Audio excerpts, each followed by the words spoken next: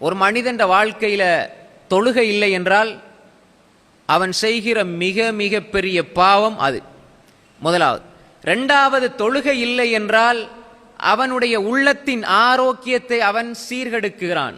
அவனுடைய உள்ளத்தின் ஆரோக்கியத்தை, மன நிம்மதியை அவனே சீர்குலைத்து விடுகிறான். மூன்றாவது, அவனது பிள்ளைகளுக்கு முன்மாதிரியாக இருக்க வேண்டிய அந்த மனிதன் அவன் முன்மாதிரி என்ற அந்த இடத்தை இழந்து விடுகிறான். நான்காவது, பிள்ளைகளுக்கு நீங்க தொலை சொல்லணும்டா நீங்க தொழணும். அப்ப சில அறிஞர்கள் சொல்லுவார்கள், நீங்க தொலாட்டி உனக்காக நீ தொலைலண்டாலும் உண்ட பிள்ளைகளுக்காகவாவது தொழுன்னு சொல்லுவாங்க. ஏன்?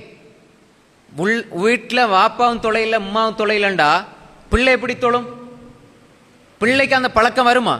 வீட்டில் எதை காட்டுறாங்களோ அதை பார்த்து தான் பிள்ளைகள் பழகும். அப்ப நீங்க வீட்டில் தொழுகிறது என்பது உங்கள் பிள்ளைகள் நாளை தொழுகையாளிகளாக உருவாக்குகின்ற ஒரு பயிற்சியை கொடுக்கிறது. எனவே தொழுகையை விடுவதனால் நீங்கள் உங்கள் பிள்ளைகளுக்கும் அநியாயம் செய்கிறீர்கள். நாலாவது பாவம் இது. அஞ்சாவது, ஒரு மனிதன் தொழுகை விடுவதனால் அவனுடைய சம்பாத்தியம் எவ்வளவு சம்பாதிச்சாலும் அதிலே பரக்கத்திருக்காது. ஆறாவது, அவன் தொழவில்லை என்றால் வீட்டில் நிம்மதி இருக்காது. இப்படி அடுக்கிக்கிட்டே போலாம்.